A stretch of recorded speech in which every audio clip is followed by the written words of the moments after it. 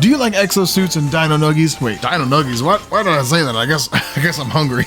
Do you like exosuits, dinosaurs, and explosions? Then boy, do I have the game for you. What we have here is Exoprimal, a game that is just the perfect marriage of Japanese anime and American Saturday morning cartoons from the mid-2000s. It's definitely not a 50-50 split though. This game has so much Japanese influence in it that it gave me secondhand ooh-woo. Howdy y'all, I'm definitely not a hedgehog and welcome to Pleb Review, the satirical gaming reviews series where I play the game, record the footage, and then we review the footage together. That way I could experience the game twice, which allows me to provide a response to it rather than a reaction. So if you like what you see today, hit that subscribe button and maybe YouTube will let you know about the next one. I mean, maybe, who knows? But YouTube's very fickle these days because of algorithms. Man, I hate algorithms. Alright, we are back at it again at ye old Krispy Kreme. Different day, different shirt, same bad opinions. Let's get back into it. All I did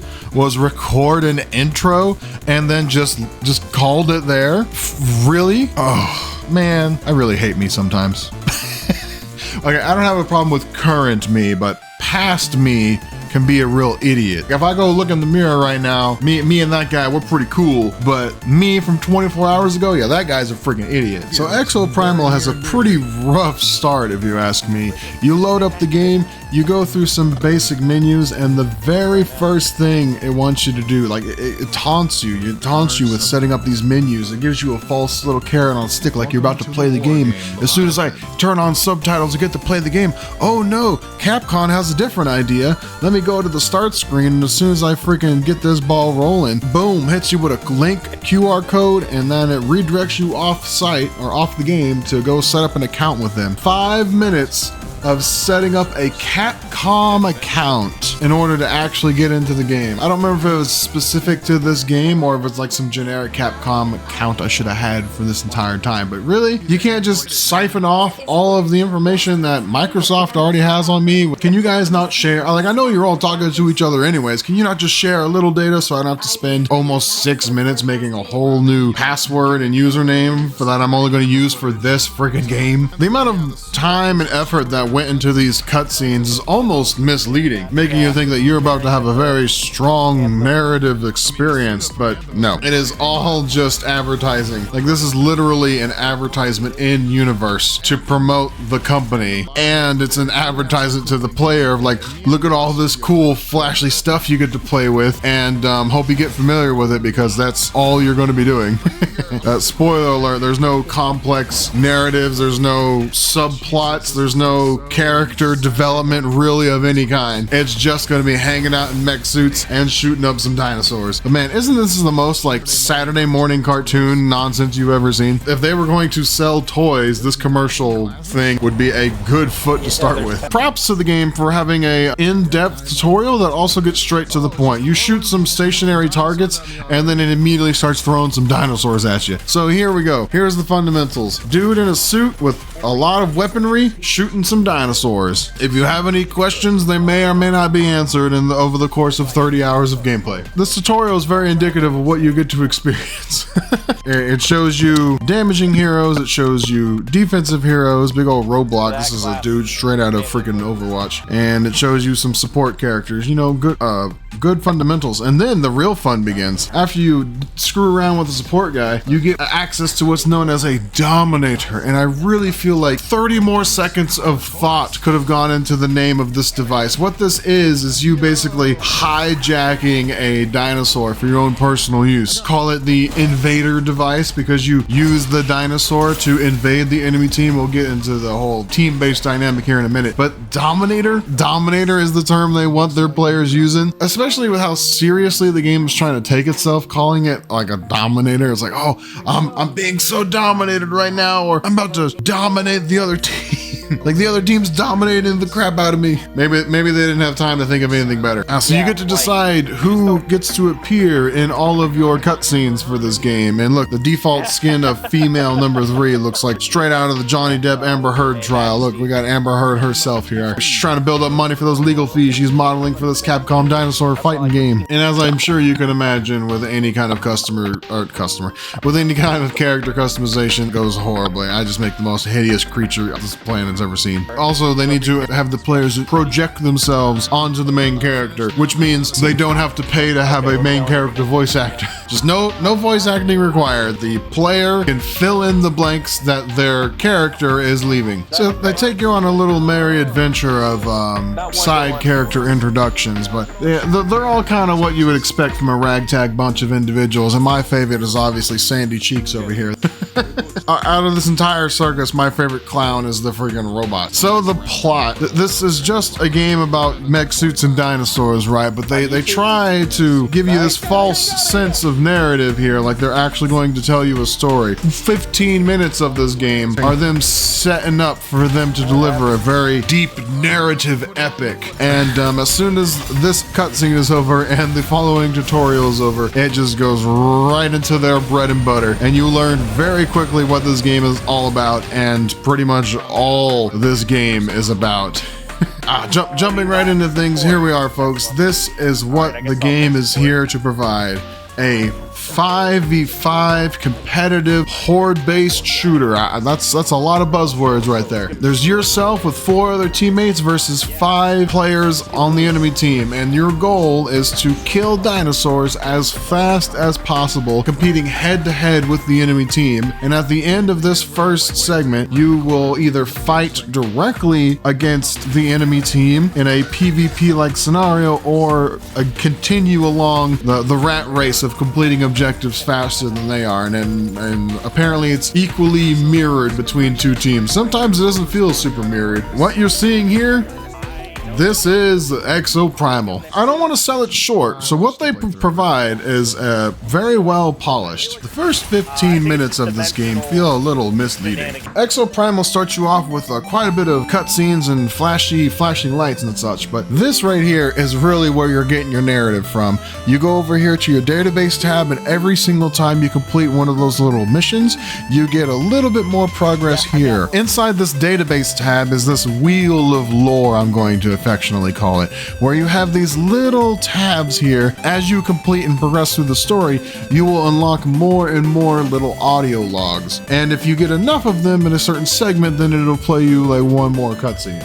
The game feels like it's trying to hide a story inside of an actual gameplay mechanic. So I was speaking with a friend of mine where I basically said it feels like they came up with the idea of exosuits versus dinosaurs, and then someone else off to the side is like, hey, we should probably have some kind of story. And then everyone kind of groaned and shrugged. They're like, okay, you can put in a little bit of something. And here's the result. The game has one thing it does. Admittedly and gratefully, it does it very well. That is getting on the ground with some exosuits and fighting some dinosaurs. And there's a story that's kind of happening in the background that's very easy to ignore. So a good friend of mine by the name of Sergio, I would highly recommend this game to him because he would absolutely love it. This right here, this is your Exoprimal story, and as a narrative-motivated individual, I was not super impressed with that, but luckily, as soon as the conversations are ended, you leave your database tab and get back to what this game really wants you to do. You get 2 options at the start of the game. You got Dino Survival, and you got Training. I hope you didn't want more than that. There is a secret game mode, but you don't unlock that until you've actually completed the story. What I'm playing right now is the strongest DPS character in my personal opinion. At least the strongest DPS character in my hands. Now, the reasoning why we are in exosuits fighting dinosaurs in the year 2040 is pretty ludicrous, and I almost...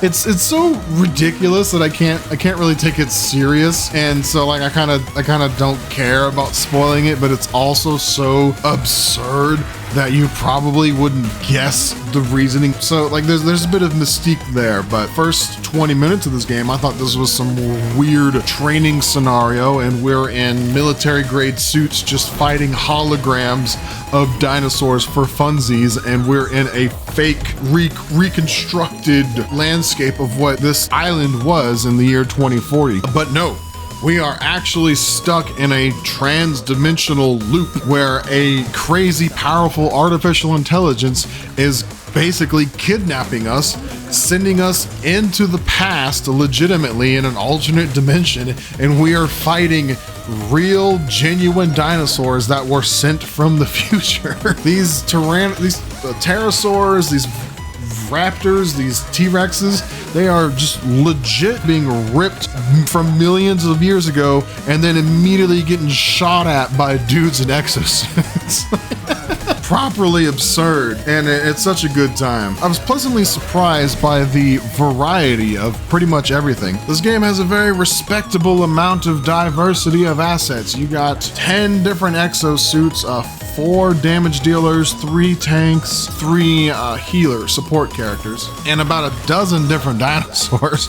We got Ankylosaurus, we got Pachycephalosaurus, we got Tyrannosaurus, we got Triceratops, we got Stegosaurus, we got Raptors, we got Pterodons, we got Carnotaurus, we got Sinornithosaurus, or however the hell you say that. Oh, we got Dilophosaurus. Oh man, yeah, I think that's 12. I wasn't actually counting, but yeah, there's a decent variety. And then a bit of a spoilers: there will be modified versions of these dinosaurs as you progress further in the story, and even a few modified to the point of them becoming like a boss monster you get to fight. They definitely keep things interesting, and every single dinosaur has different strengths and weaknesses. Something like the Triceratops we've got here, shooting him in the head isn't going to do him any harm. And I think it does have a weak point, but after 30 hours I still can't find it. I'm pretty sure that he gets into like a rage mode and like his legs become his weak point when he's stomping around, but yeah, I still can't really tell. I just use my primary damage dealer is my boy Barrage here with the flaming head, and weak points don't matter as much for him because he just does so much damage anyways.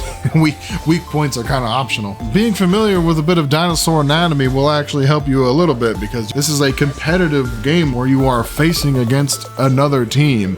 And so being able to defeat a dinosaur as quickly as possible becomes very important, especially in this particular game mode, this key defense. So right now, we have completed the first wave, and us and the enemy team have almost entered the final phase simultaneously. They're actually a little bit ahead.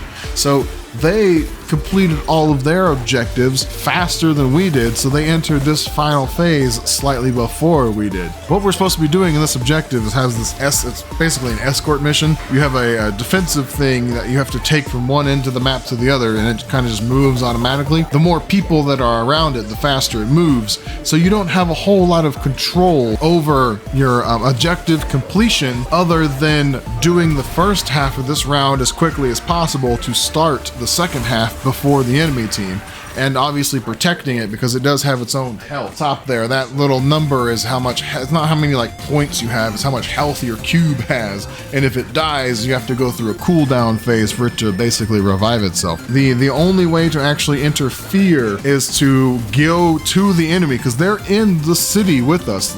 We started the round independently and having basically a mirror match, but now in this second the second round of this PvP session, the enemy team is just like on the other side of the city, so I could technically just go walk over to their side of things and start screwing them up. But with this game mode, what happens is once you get to the end, your objectives are right next to each other, and then you basically go from dealing with dinosaurs to dealing with the enemy.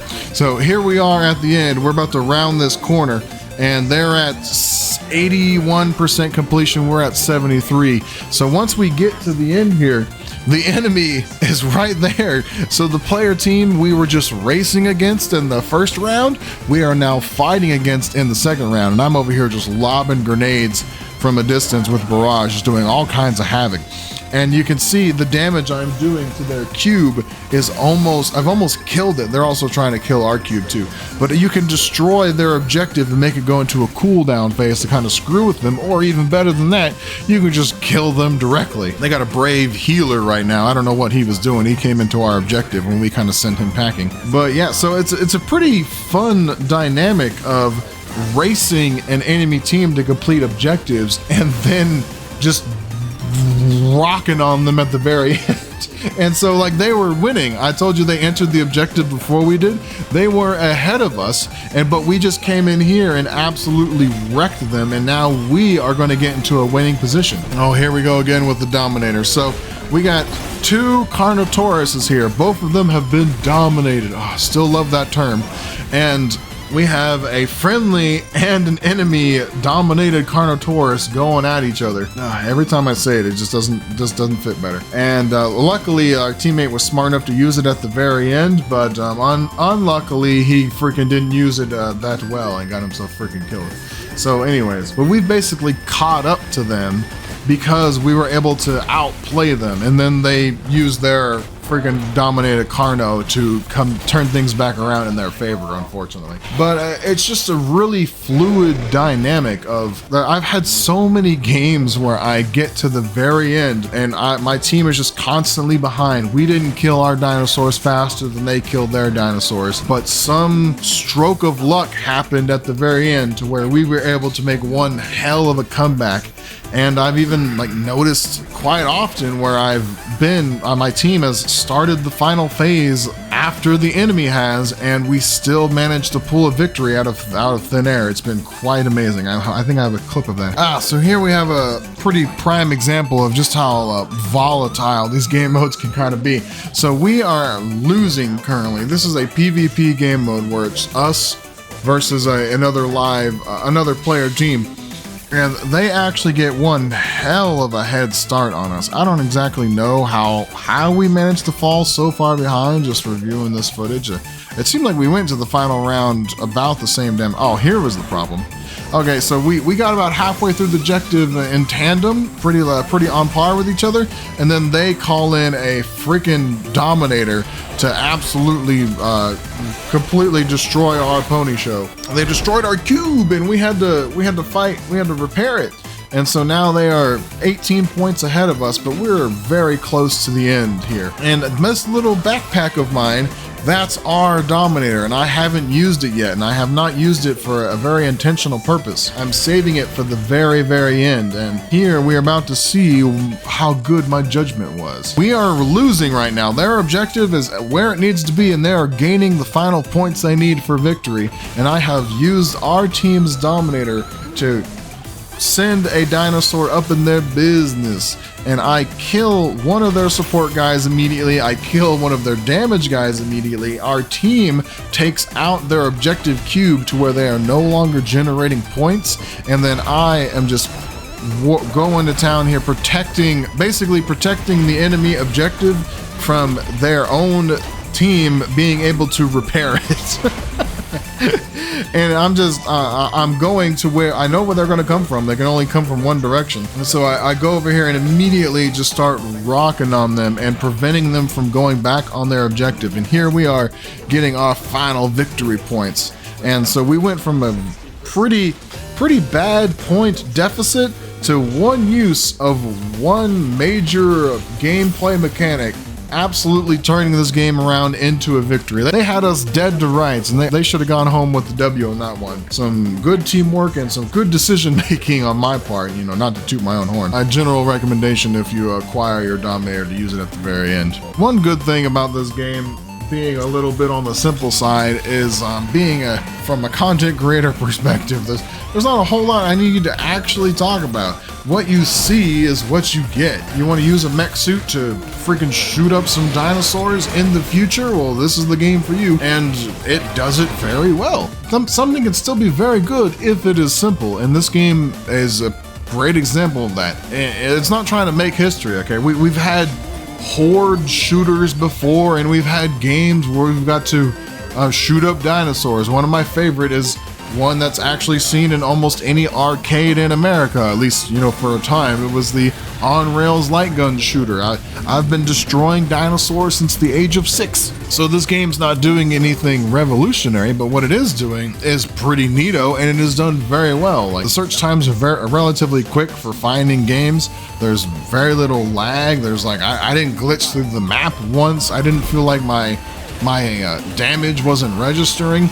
It was constructed very well. It's a pretty cut and dry idea of mech suits killing dinosaurs, but just because it's simple doesn't mean you can't appreciate it for being done very well. And the biggest benefit for me personally is that it's on the friggin' Xbox Game Pass, another Microsoft W for you. If you have Xbox Game Pass, this is a instant download for pretty much anybody because it's just raw fun. Who needs crazy narrative storytelling when you can just blow up some dinosaurs. They actually do quite a bit of putting on a show, because here this is essentially like a boss fight. But what I'm fighting is what my team is fighting is essentially a giant horde of pterosaurs. What was that movie about the birds? Straight out of that movie. And this is also super impressive. There's hundreds of assets being generated on screen at one time. And the game, whatever engine they're using, just handles it no problem. You think something like this would lag the crap out of your game, but no. Hundreds of birds and it's running smooth. My recording software is not running too smooth, so that I'm getting like 20 frames per second. In game, it was quite smooth. You gotta take my word for it. And this isn't the only spectacle. They do this a few times. At one point, the game is like, oh, you like killing raptors? Here's over 1,000 of them. So I'm playing as the support character with my big old shield, or excuse me, the tank. I'm playing as a tank character with my big old shield, and I'm literally holding back a giant wave of flesh that has claws and a mouth that's trying to eat me. You gotta defeat over 1,000 raptors in this one like story mission. And it's still like multiplayer. I still got 4 other human teammates with me, but it's more of like a scripted story mission here. And yeah, 1,200 raptors just come flooding over this bridge. This is like some scene out of a zombie movie or something. And in the moment, I was like super focused and almost stressed about, my goodness, are we even going to be able to do this? And yeah, you can, of course, totally. 1,200 velociraptors, or not velociraptors, what are these? Utah raptors. I'm pretty sure they're Utah raptors because of how big they are. Yeah, 1,200 of them. How does a video game like this with these very good 3D graphics even render 1,200 freaking things at a time? Very impressive. I feel like this video is going to run the risk of being very short. Because really, like, there's not a whole lot that needs to be said. It's really got everything out in the open already. From all of its cards are on deck. It's all in. Yeah. Like, if you want to just have some good time with the boys and blow up some dinosaurs, this is the game for you. The game will eventually try to give you some kind of story elements as to the why and the how, but really, it feels like they aren't putting a whole lot of effort into selling the story, and so you probably don't need to put a whole lot of effort into caring about it. But like, I'm a guy that likes a good story. I'm playing Baldur's Gate 3 after this, and I hear that game's got like 200 freaking hours of just cutscenes, which is ludicrous. It's like 100 different movies worth of cutscenes. That's going to be a lot of freaking footage. I don't know how I'm going to manage that. But luckily with this game, it's going to be pretty dang short, because what else more is there to say? You got futuristic soldiers and futuristic military grade battle suits going against some dinosaurs. And if you want to find out why, you can pay attention to the cutscenes and the dudes talking, but really you don't have to pay attention to nothing. You can just hop in with some buddies and blow up some freaking prehistoric wildlife. Man, I really did not need to record 18 hours of footage for this game, especially with most of it is me playing as Barrage, because all of the footage just looks the same anyways. I'm giving it some pretty good props, which it deserves, but it's not perfect. Like, multiplayer crossplay thing not working out the gate kind of sucks. Like, so the crossplay does actually work to a degree. Like, when you're playing on Xbox, you will be matched up with other Capcom like players, which means I guess it just means they're on Steam. I was on the Xbox PC version app, whatever. So I got matched up with other Xbox players and could party with my other Xbox friend, but I could not link up with my friend on Steam because for some reason the client communication isn't there yet. And so you could, maybe if we search for enough games exactly at the same time, we might be able to land into a game together on accident, but there was no way for me to link up with him, unfortunately, even though we're both on computers. So that's something that needs to get fixed, but they also said they are working on, so, you know, at least they are addressing the issue. The only other thing is a very minor complaint, is I would really appreciate a single player option in some capacity, like the ability just to run through this with just the computer, because they have the ability to do it. If one of your teammates leaves, they will throw in an AI companion, a computer-controlled player, and it even will adapt to the team composition. So if if a friendly player leaves and there's no support characters, the bot will be a support character, or if there's one less damage character than is required, the bot will be a damage character. So there's obviously some thinking going on in the background for these bot characters. I don't see why it would be too unreasonable just to have a bot only option. I know that seems kind of noobish and kind of ridiculous, but I feel like this game would have put a nice strong foot forward if there was just a complete offline mode where you can just play against bots. And my friend Licorice on Steam, he tells me that there was a way for him to just play exclusively with bots by going into his settings and turning off crossplay. So if you are like me and you wouldn't mind not having to fight against other human players and you're on the Steam version of this game, there is a way for you to play against just artificial intelligence controlled individuals. Just turn off crossplay and apparently it'll just match you in a game with 9 other computer controlled players, which sounds pretty cool. I will admit, as much as I would have loved a single player option, I did appreciate the multiplayer aspect of somewhat, because the something about killing dinosaurs with futuristic spacesuits really brings out the children inside of you, and the voice communications that did happen were just filled with a whole lot of jovialness. Even when you're like getting your butt kicked and losing, there was a whole lot of just like laughing and talking back and forth about like, oh, I could have done this better, or oh man, I can't believe that Carnotaurus ate my butt. It's just good fun. This is a little much, but if this game was somehow like split screen in some way, you could connect multiple devices together. This would be like the ultimate LAN party game, and just getting 5 of your friends over and just going through.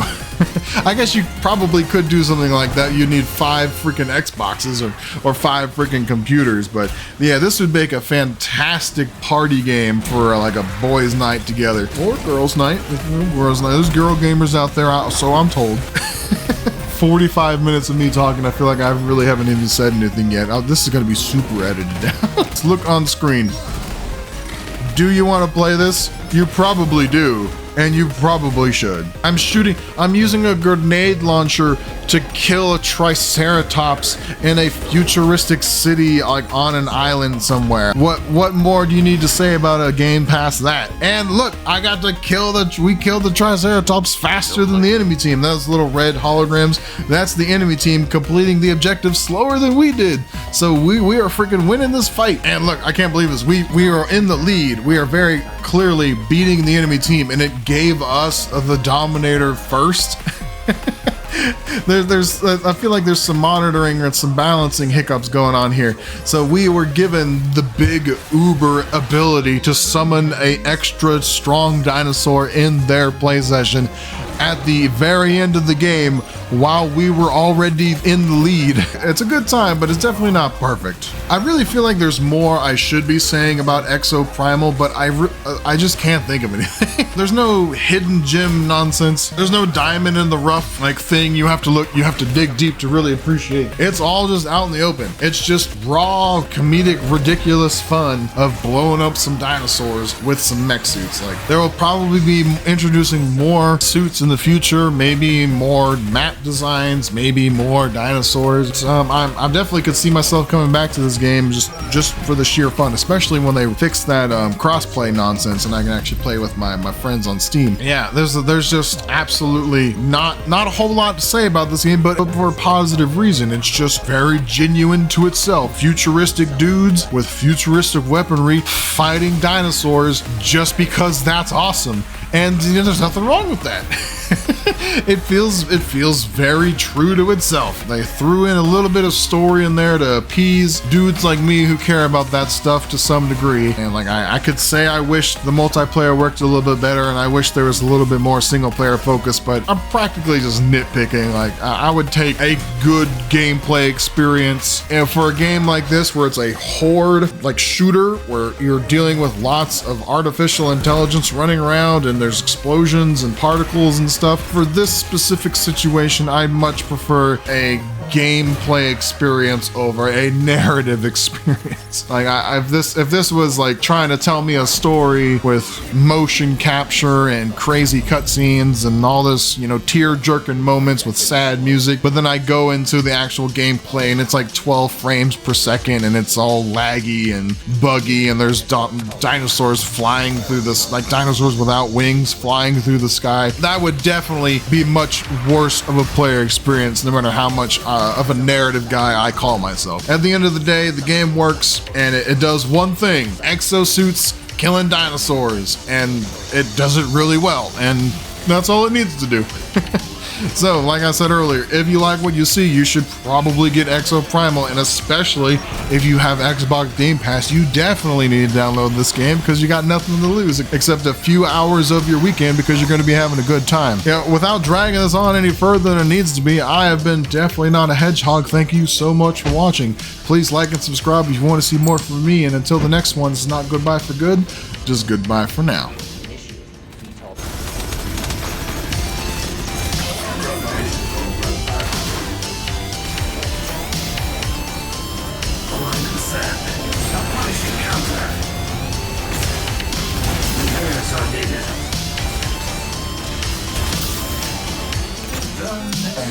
I just killed 3 of them. Come on. Oh, he's got the hammer. Their final guy's about to win it. Oh, he just died. Their dude just died on the thing. Come on, teammate. I believe in you.